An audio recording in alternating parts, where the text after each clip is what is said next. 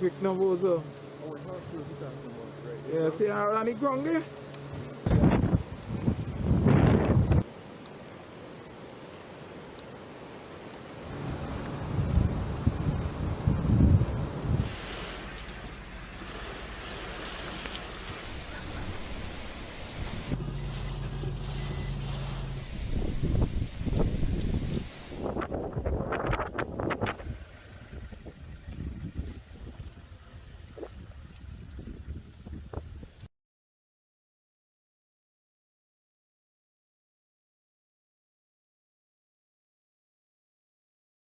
A military plane has crashed in the Philippines, killing at least 17 people.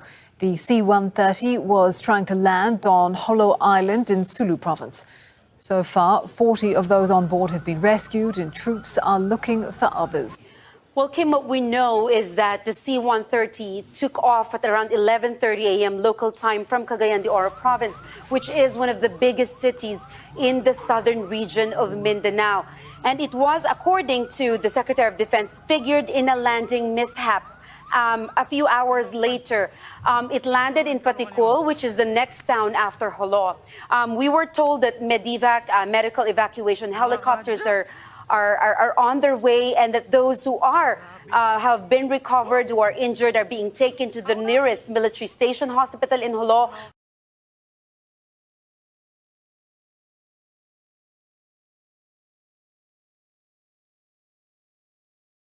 Two pilots survived an emergency nighttime landing in the Pacific Ocean on Friday after reporting engine trouble on their Boeing 737 cargo plane, which then splashed down off the coast of Honolulu, Hawaii. One of the two crew members was seen in a wheelchair and loaded into an ambulance for transport to the hospital. The U.S. Coast Guard said that pilot was spotted on top of some floating packages and was picked up by a Honolulu Fire Department rescue boat. The other survivor was airlifted by Coast Guard helicopter after he was found in the water clinging to the plane's tail.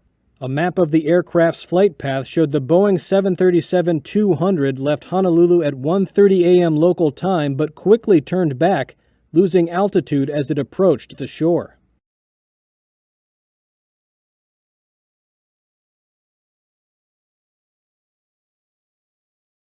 Breaking news out of Surfside, Florida. Just moments ago, officials announcing they have temporarily paused the search and rescue operations ahead of their plan to demolish what's left of the Champlain Towers South.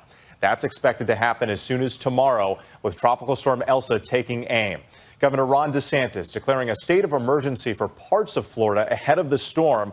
Elsa expected to pass to the west of the Surfside area late Monday into Tuesday, but officials fearing the winds could be strong enough to bring down the remaining tower, possibly on top of the pile, so they want to act quickly. This is a live look at what's left of the crippled tower. The confirmed death toll rising today to 24, with more than 120 still missing.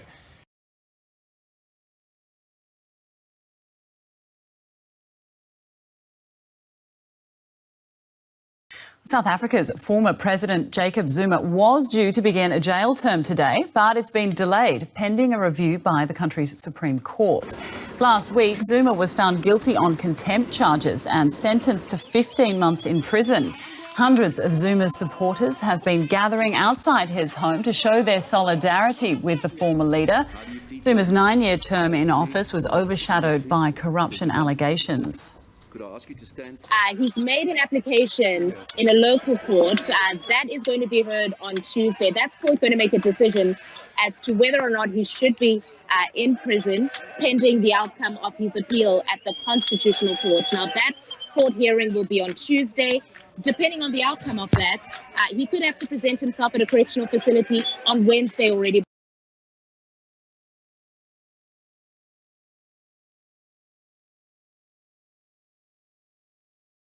Tonight, emergency on the interstate after an hours-long standoff in Massachusetts that shut down portions of a busy I-95.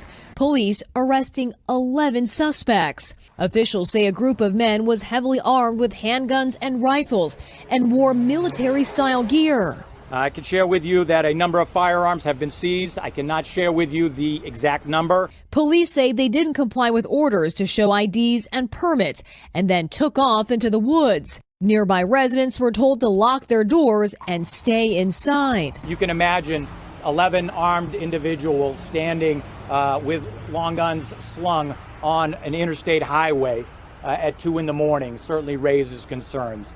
The men said they belonged to a sovereign group known as Rise of the Moors and were heading from Rhode Island to Maine for training. At one point, one of them even managed to post a live video. We're not anti-government, we're not anti-police, we're not sovereign citizens. A dramatic start to the morning that ended peacefully nearly 9 hours later.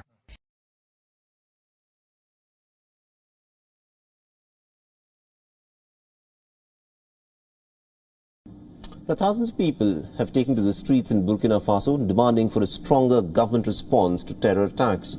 Now, the landlocked African nation has been seeing a rising incidence of terrorist groups linked to the Al-Qaeda and the Islamic State since 2015. Some protesters had in fact travelled hundreds of kilometres to attend the opposition-led protest in the capital of Ouagadougou. The protesters chanted slogans and also asked if there is still a president in the country.